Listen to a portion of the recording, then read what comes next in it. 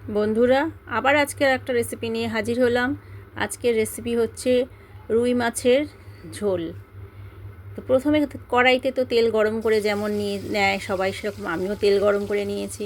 এবার এই দেখো সব রিং রিং পিস একটা একটা করে ছাড়ছি, ছেড়ে একটু ভালো করে উল্টে পাল্টে ভেজে তুলে নেব।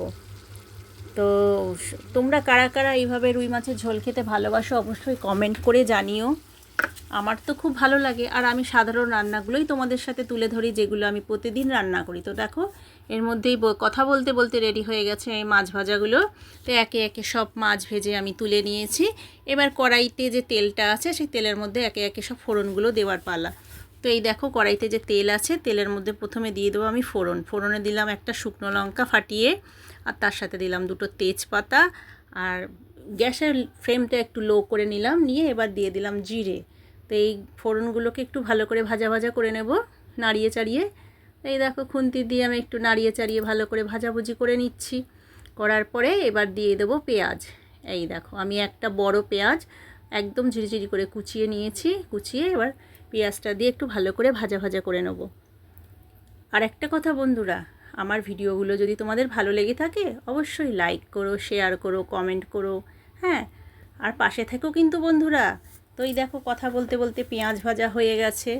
এই দেখো এইবার পেঁয়াজের মধ্যে দিয়ে দিয়েছি আমি মাঝখানে হচ্ছে আদা রসুন লঙ্কা বাটা, আর সাথে পেঁয়াজ কুচি তো দিয়েছি ভেজেছি, তার সঙ্গে দিয়েছি লাল লঙ্কার গুঁড়ো, হলুদের গুঁড়ো, জিরে ধনের গুঁড়ো, নুন, আর সামান্য কাশ্মীরি লঙ্কাও দিয়েছি।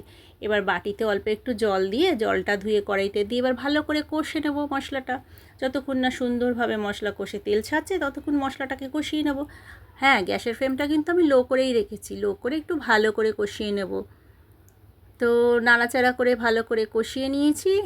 এই দেখো মশলাগুলো পুরো কষা হয়ে গেছে। এবার এর মধ্যে দিয়ে দেবো পরিমাণ মতো জল। আমি যে বাটিটার মধ্যে মশলা রেখেছিলাম সে বাটিটা ধুয়ে আবারও একটু দিয়ে দিলাম জল পরিমাণ মতো। তো জলটা দিয়ে আবারও ভালো করে নাড়াচাড়া করে ঝোলটা ফুটে ওঠার অপেক্ষা করব। ভালো করে নাড়াচাড়া করে দিলাম। এইবার দেখো ঝোলটা ফুটে উঠেছে। এবার দিয়ে দেবো হচ্ছে 3টে কাঁচা লঙ্কা। আমি কাঁচা লঙ্কাগুলো একটু ফাটিয়ে দেবো, কারণ ঝালটা কম দিয়েছি। কারো যদি খাবার পাতে প্রয়োজন হয় লঙ্কা নিয়ে খাবে, সেই জন্য আমি লঙ্কাগুলো দিয়ে দিয়েছি। আর তার মধ্যে দিয়ে দিলাম ভেজে রাখা মাছগুলো। তো আমি মাছগুলো দিয়ে আজকে করব মাছের ঝাল, খুব বেশি ঝোল রাখবো না, আর কোনো সবজিও দিলাম না, এইভাবেই করব মাছের ঝাল। তো তোমরা কারা কারা এইভাবে মাছের ঝাল রান্না করো আমাকে একটু কমেন্ট করে জানিও কিন্তু। এই দেখো, তো নাড়াচাড়া করে একটু ঢাকা দিয়ে ভালো করে মাছটা সেদ্ধ হতে দেব। ভালো করে একটু নাড়াচাড়া করে দিলাম, গ্যাসের ফ্লেমটাকে আবার একটু কমিয়ে দিলাম, নাহলে ঝোলটা শুকিয়ে যাবে। এবার আবারও ঢাকা চাপা দিয়ে রান্না করে নেব। তো এই দেখো রেডি হয়ে গেল মাছের ঝাল। কারা কারা এরকমভাবে মাছের ঝাল বানাবো অবশ্যই কমেন্ট করে জানিও। ভালো লেগে থাকলে অবশ্যই লাইক করে দিও কিন্তু ভুলো না।